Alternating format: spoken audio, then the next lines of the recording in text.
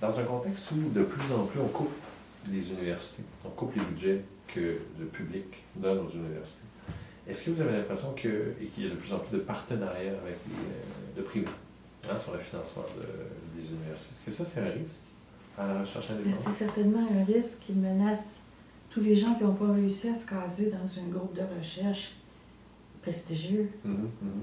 C'est un risque d'aller chercher des contrats. Mais là, par exemple, le mouvement syndical, il est riche, on le sait. Alors, il peut donner des contrats.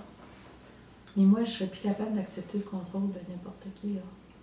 Même pas d'une organisation syndicale, il y a encore moins. La droite traditionnelle, je dirais, est assez sotte quand il s'agit de s'attaquer au syndicalisme. Oui, je suis tout d'accord.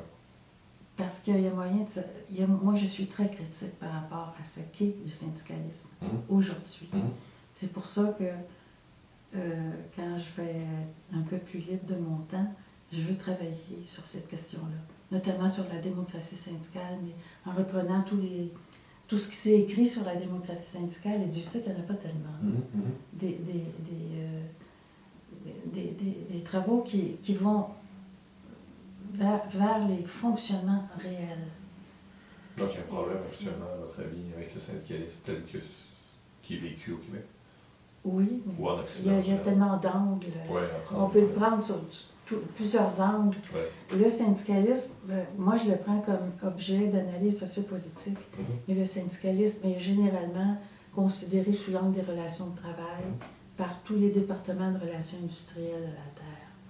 Enfin, il y en a dans les pays anglo-saxons. C'est tout. Il n'y en a pas ailleurs. Oui, puis en droit, c'est la même chose, en fait, c'est-à-dire qu'on aborde le syndicalisme. Les relations de travail.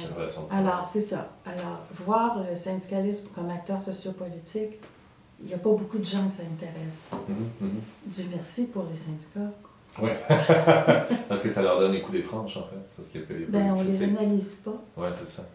On se demande s'ils ont bien réussi leur négo, des choses comme ça. On ne voit pas ça.